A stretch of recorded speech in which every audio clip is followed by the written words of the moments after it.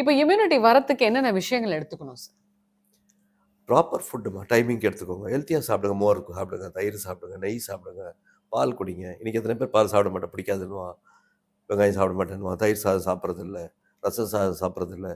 ரசத்தில் எவ்வளோ பெனிஃபிட் தெரியுங்களா? பூண்டு, பெருங்காயம், ஸோ அது ஜீரகம், அப்புறம் மிளகு. மிளகு, இவ்வளோ ஐட்டம். இதெல்லாம் எவ்வளோ அற்புதமான விஷயங்கள் இதெல்லாம். எத்தனை பேர் ரசம் சாப்பிட்றாங்க? இதெல்லாம் பண்ணணும். சின்ன வயசுல சொல்லிக் கொடுக்கணும். நீ சரியாக இருந்தாலும் அவங்க சரியாக இருப்பாங்க. பீஸா, பர்கர், லொட்டு சாப்பிடு. தான் டேஸ்ட்டுக்கு வேண்டான்னு சொல்லி என்றைக்கு ஒரு நாள் ஆசைப்படுறோம், சாப்பிட்லாம்.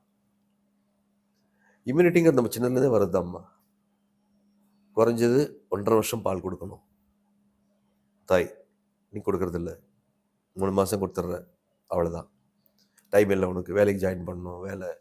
ஒரு சில விஷயத்துக்கு இம்பார்ட்டன்ட் கொடுத்தா மட்டும்தான் அந்த ஜென்ரேஷன் நல்லாயிருக்கும். நெக்ஸ்ட் ஜென்ரேஷனை பார்த்தா எவ்வளோ தைச்சலாக இருக்குது இன்றைக்கி.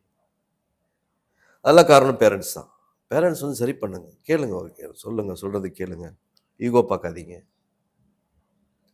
சின்ன சின்ன பசங்க லைஃப் நாஸ் பண்ணுறாங்கம்மா. இன்றைக்கி எத்தனை பசங்க குழந்தைங்க ஸ்கூலுக்கு போய் ஆகி போகிறாங்க தெரியுமா? என்ன ரீசன்? அம்மா அப்பா சரியில்லை. லேட்டாக எழுந்துக்கிறது விடுமா. காலைல எழுந்த உடனே ஹோம் ஒர்க் டமா டிவி கிளம்பு, ஒன்றும் பதிமாக குளிக்காது, அவன் கக்கூஸ் போகிறது மறந்துடுறான், ஸ்கூலுக்கு போய் போகிறான். தப்பு எங்கே ஸ்டார்ட் ஆகுது பார்த்தீங்களா?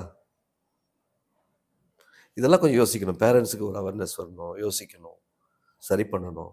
பண்ணால் ஆட்டோமேட்டிக்காக நம்ம ஒன்று ரெடி ஆகிட்டு இருக்கோம். நீங்கள் ஆரம்பத்தில் கோட்டை விட்டுட்டு 20 வயசில் வந்து இவனுக்கு இந்த மாதிரி பண்ணணும், சரி பண்ணி கொடுங்க அப்படின்னா கடவுளால் கூட முடியாது.